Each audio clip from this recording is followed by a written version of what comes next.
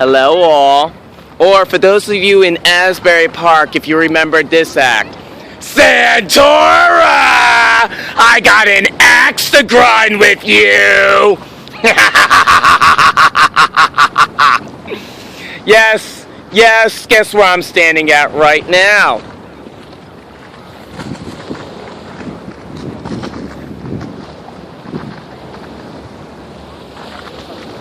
Now, this is not an op, or this is not to rub it in too much, because we're going back to the last bit of the documentary. Okay, who am I kidding? I am rubbing it in. To tell you the truth, you saw the process of the last 2 or 3 videos, in which it is the process of going through court systems, going through the process of finding the right domestic violence situation, and then going through the paperwork of it and the struggle and going back and forth through people. Now, you saw the last 2 or 3, I can't remember how many videos I did take or how many I'm about to post up sooner or later, but as for the ending of it, I told you I was in front of Edison, New Jersey, over at the municipal complex, and I was going to file a restraining order. Well, here's the thing. I don't like to put things in bad terms, even though they are shitty terms as it is, and the person tried screwing me over. I'm sorry, I can't help it. This is what happens when you try to screw somebody out of a position, what they're actually practicing and preaching about. You get ousted.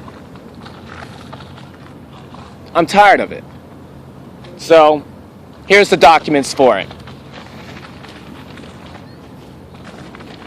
If you notice right here, it does say confidential information, but I don't really give a shit,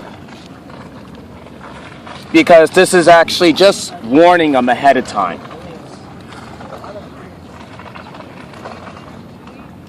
I'm not going to put in the restraining order just yet. I still have a little bit of time to actually throw it on there.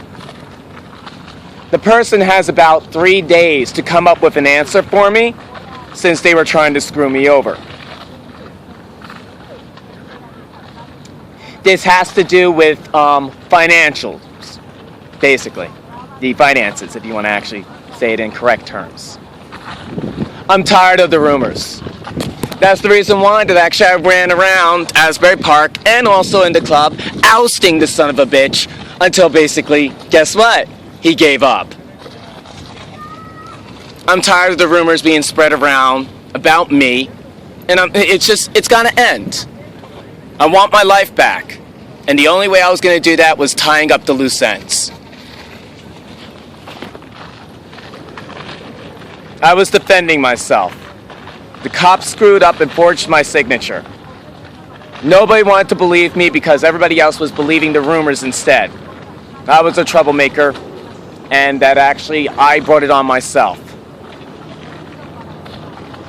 And that low key is the only way to be. Listen, I'm all for those people that want to be low key. But when it's a guy with this many situations, if you want to get yourself out there, you have to be not low-key. You have to speak out.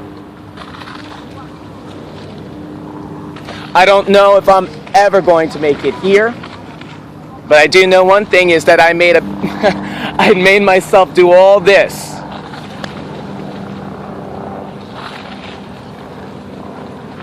I don't know. But as for the person that actually tried to screw me over, 2.5 years of volunteering at the Pride Center. Thank you guys. You looked great in Asbury. You looked great. The Foodbank. Almost graduated if it wasn't for some insecure chef. Five Below for that few weeks of working at $7.25 an hour while being on welfare. Thanks. SAS, thank you for the $12.50 job part-time, and at least being there for those many years. All the people that I met that were on my side, thank you.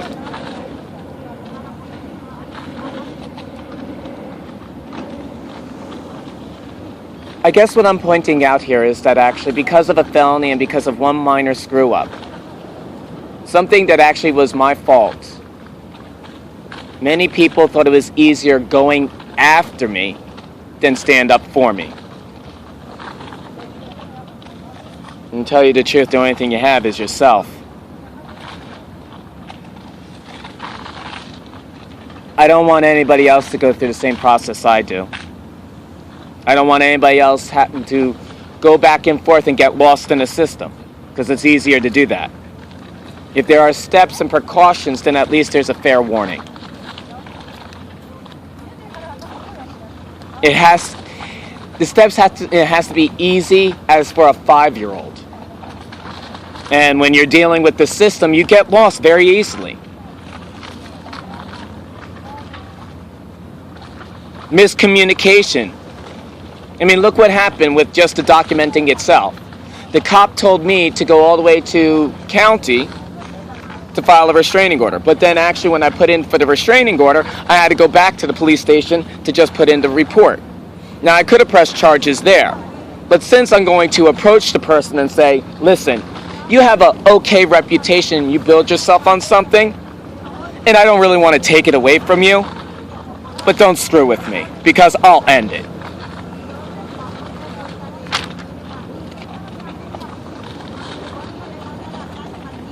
You got to take a stand. And the best way to go after somebody, especially a man, especially a gay man, his balls, his ass, and his wallet. Look at what the women did. They're still fighting, but look where they're at.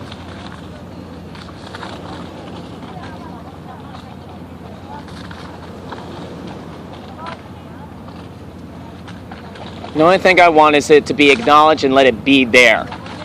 Because now, at least then, the state can look back at it and be like, well, they had a group, they have an excuse. It's right there. What are you waiting for? With me, I ran around for 5 years trying to find it, and it was nowheres. So I'm going to do something about it. I might not be able to benefit from it, but somebody else will.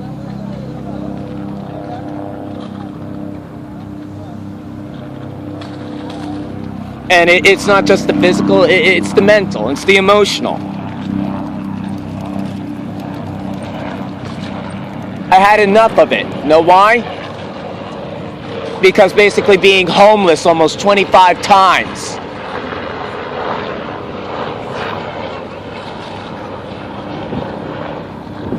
I'm tired of living a lifestyle that somebody else placed me into.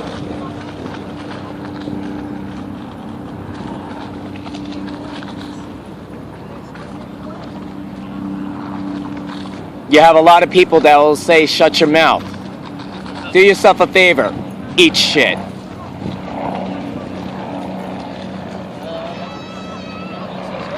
And I'm sorry to be so crude. I'm sorry to do this in front of children. I'm sorry to actually oust this. But after this is done, I don't want to hear a damn thing about it. It ends now. So, like I said, here's the proof.